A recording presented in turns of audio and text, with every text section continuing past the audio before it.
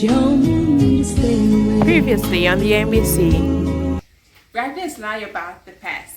They're not fully transparent about what they've done in the past. They don't tell the sister everything. A lot of brothers are so judgmental of sisters that are open-minded and opinionated. They label them a certain way, they give them names, they talk about them behind their backs. Brothers with long nails and hair. Brothers, please cut your hair. Cut your hair, cut your nail. It's not good for a brother to have long nails and long hair. It's not good. Please cut them. Yeah, just cut them. Some brothers talk too much about themselves. If you want to talk with a sister, give her some time to say something back to you.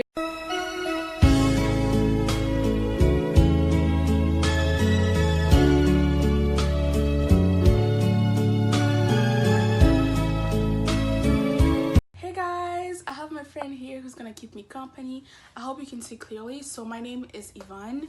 I live in Canada and I am happily engaged. Yay! I'm going to answer to a few questions that have been asked to me. I have to answer the questions depending on my situation. What qualities are important in a partner? A good partner is someone who is patient, caring, open-minded, someone who makes you laugh, someone who makes you laugh, and a message believer, even though it's not a quality, but hey.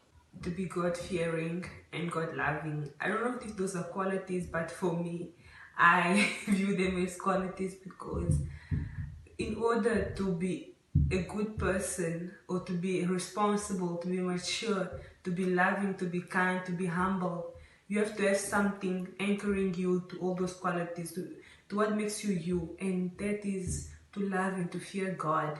When you love and you fear God, you won't have a problem being mature, you won't have a problem being responsible, you won't have a problem being loving, being kind. Everything else will come naturally after that. And if you don't love God and you don't fear God, you cannot tell me you are humble, you cannot tell me you are honest. None of that will come. But the first thing is always to fear God and to love God. That's the most important thing. Next question is, what is your ideal dating? Dating should not last years. So what I mean is, like, maybe a year is like the max your dating should last. Yeah, that's just my ideal dating, and then just move forward with the next steps. And yeah. What is my definition of love? My definition of love is God is love. Yes, love is kind. Kindness, it's so important to me to be kind, because I'm a very compassionate person, and I respond to kindness. Like, I don't know, if like, to be able to reach somebody, if you want to help somebody, to be able to reach them, you have to be kind. You have to be loving. Love is kind, love is honest, love is humble, love is giving, love is willing to be corrected. There is so many definitions of love, but those are the ones that are coming to mind right now. So that's a good question. I don't know if I can really explain love. I feel like love is kind of like complex but yet simple to explain. It's just a beautiful thing that you have to live, to experience, to feel, to understand what love is actually.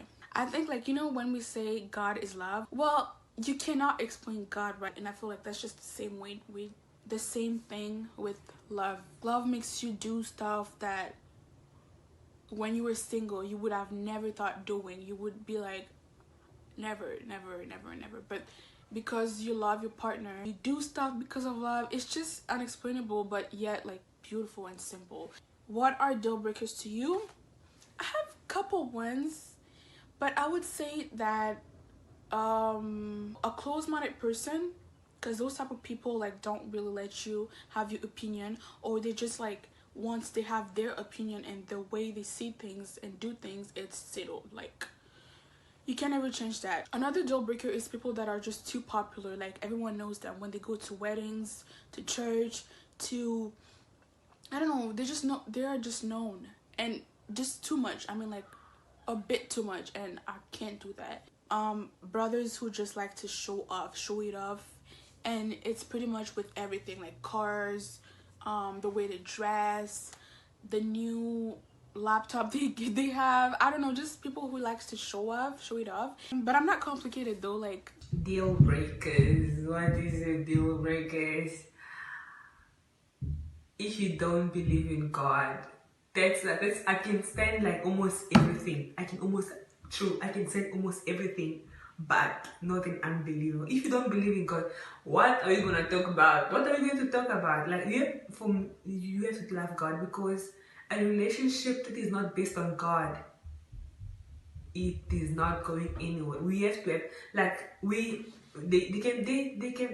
will be love, there will be everything, there will be respect, but there has to be belief, there has to be God. That God has to be the third person in that relationship, because if he's not, that's a deal breaker for me. You have to accept a person who does not accept that he comes second.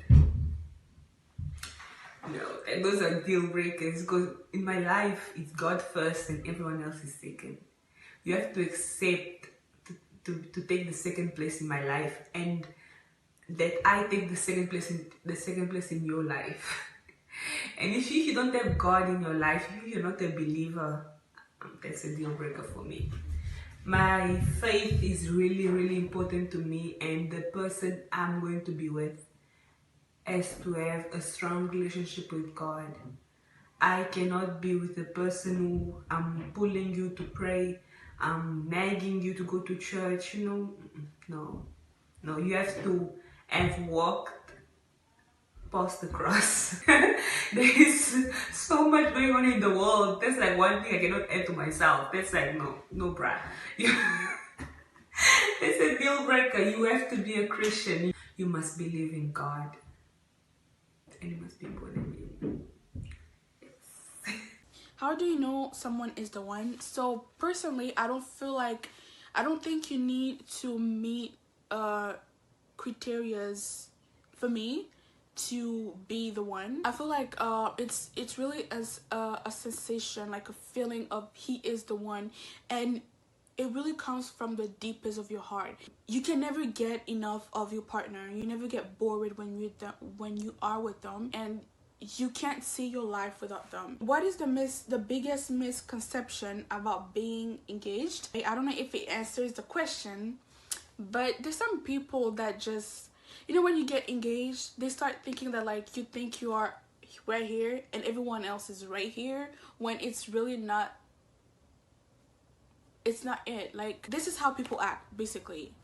Oh my goodness, she thinks she's all that. She thinks she's the first person to be engaged on earth. Like, girl, chill. She's ignoring people. She don't want to talk to us. That is just so wrong. Your friend is engaged. Just be happy for her, and that's it. I don't even know that if that answers the question. Okay, I can't speak for everybody else. Everyone has their own experience, but for me, I feel like people always assume I'm not happy. Oh my. I feel like everyone always assume you're not happy. Like the second is always the question. Oh, it's okay, your time will come, don't worry. Like, I'm not worried, I'm fine. Actually, I'm fine, I'm not worried. Like, I don't know, people seem kind of assume like I'm sad, I'm looking. I'm not sad actually. I'm not sad. I'm good actually. I'm good. I'm not worried.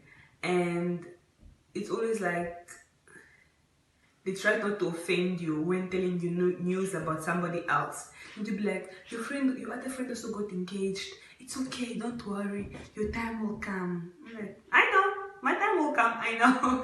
I'm not worried. But yeah, that's like, for me personally, I've experienced this. Best and worst part about being engaged, I don't think there's a worse part, to be honest. I can't find one anyways. But the best part is to know that you have somebody by your side, with you, fighting for you, fighting with you, praying with you, a praying partner, someone who's always going to be there for you, like a best friend for life, like a real best friend until death do you apart. You know, friends go and come back, but your partner is, you know, like, it's for life, it's forever. So that's the best part. Best and worst part about being single. The best part about being single is everything is about me. I don't know. It's such a relief to you don't have to answer to anybody about anything you do. So if I have money, it's my money. If I have this, it's mine. I'm a middle child. I like having my own things, you know? Not having to answer like to this person, like when you buy this, when I go to work, I'm working for me, you know, everything's about me. And the fact that I can do what I want when I want, not being worried about offending somebody. Maybe he doesn't like to do this, so we can't do this, and now you know, I don't have that. It's just me. I want to go here, I go. I want to travel today, I go. I want to see this place, I go. I like that dress, I buy it.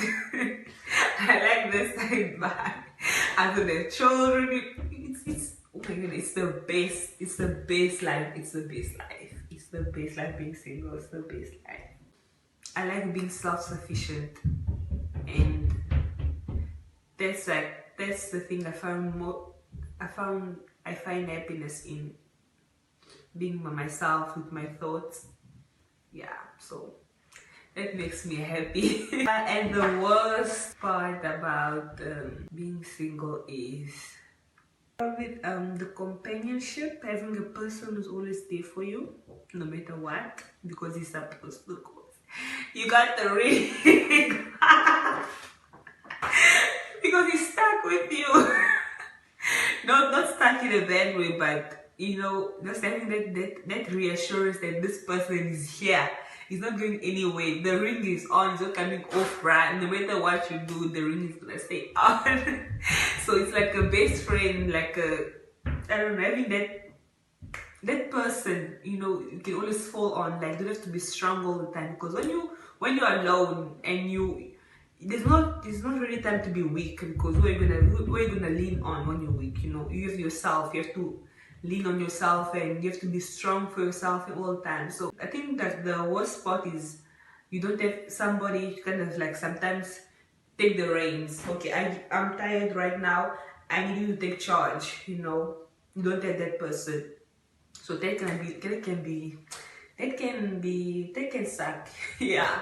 So as that person who's like, okay, I want to make this decision and I need your input, and I know you love me and you want what's best for me, so I can trust that your input will be for my good. You know, somebody can talk you down off a ledge, because sometimes you can try to go crazy and do this and do that, and the person will be like a voice of reason. The person will be like a voice of reason. See, for me, that's the worst part about being single, when you don't have that person who's like touching you down. Because okay, I can go crazy.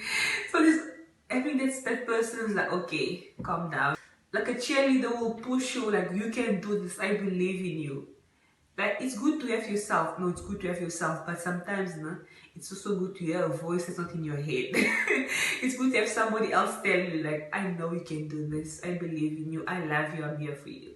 How do you make time for yourself? Okay, so that's a good question, because I am in a relationship, I'm engaged, but I am in a long distance relationship, so my partner and I don't get to see each other like that. We don't get to see each other every week or every month. Actually, we can go months without seeing each other, and that's just, I think that's the worst part about being engaged for me right now.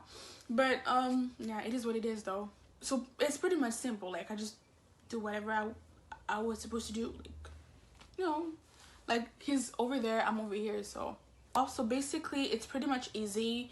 If I want to have some time for myself, even if it's just to watch a TV show on Netflix or a few videos on YouTube, or to go to a restaurant with some friends, or to go to church, or to go shopping or grocery shopping, you know, I just let my partner know that, like, hey, I'm busy, I'm doing this and this, so they don't feel like they're being ignored or like I don't care about them. You know, you just have to talk. Communication is the best way for me to make time for myself.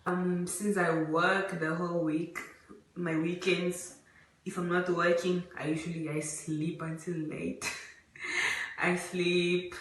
I go out sometimes on the weekends. Like, we have a park nearby. They can go to the park. There's the lake. I go by the lake. Or I go to the mall. I like going to the mall and just window shopping. You know, just go from place to place. Or maybe we have some shopping for the house to do with my sister. We do that. And weekends for me is about being lazy and just being home and catching up on everything I missed during the week, because sometimes I don't have time to talk to my friends during the week. So on the weekends I catch up. I just do everything I didn't have a chance to do during the week. And Sundays I go to church, and when we come back there's always so many things to do at home. So it's basically, that's how I spend my weekend. Are you happy in the current stage you are in? Does this look like I'm not happy? I'm very, very not. I'm happy. I can say that. I'm content. I'm happy. There was a time, yes, there was definitely a time before I learned to be self-sufficient, like to depend on yourself. If you can't be happy with yourself, I don't think you can be happy with somebody else. That's the most important thing. You have to find happiness within yourself. You have to learn to be happy on your own if you can be happy for somebody else. And right now I am very happy the way I am. It's like a no stress, because I see married people right now with children in the house, and I'm like, oh my goodness, I'm so glad. I'm just me. I'm just single. I'm just watching all these people running around with their husbands and their children. I'm just like, I escaped all that. I'm happy. I'm really, really happy, and I thank God every day. It's like I have time to like just spend on me and God and on my relationship with God, especially with all this coronavirus confinement. So it's been a blessing for me personally to just find my stand. I don't know, find my place in life, and just to find myself. To, you know, sometimes when you're working and you got so many things going on, you kind of lose sight of who you are. So this time has really, really helped as well. So it has made me even more happy than I was before. Definitely, I am definitely happy. I'm happy because God has given me the best gift so far, a wonderful partner. I'm just waiting to move forward, you know, like to getting married. Yeah. So that was it for today. I don't know, I hope I answered the questions properly, and I hope I answered each one of them actually. But anyways, thank you so much. Bye. Respect and behavior. Uh, Before getting into a marriage, I feel like respect and behavior is really an important factor, because if the sister is not respectful, I just can't see how I can approach you. But if she has that godly spirit in her, she's gentle, she's also nice with my family speaking, then it makes it gives an open door for me to approach the sister. So respect and behavior, how she conducts herself in front of other brothers, at church, at home, all those other things really count. And this is extremely important. Obviously, the husband is the head of the family, he's the leader, and being a leader comes with a lot of responsibility, you know. So you need someone that is a good leader and that understands the responsibilities he will have as the leader of the family, you know, and that can take these responsibilities and genuinely lead, not dictate, but lead the family.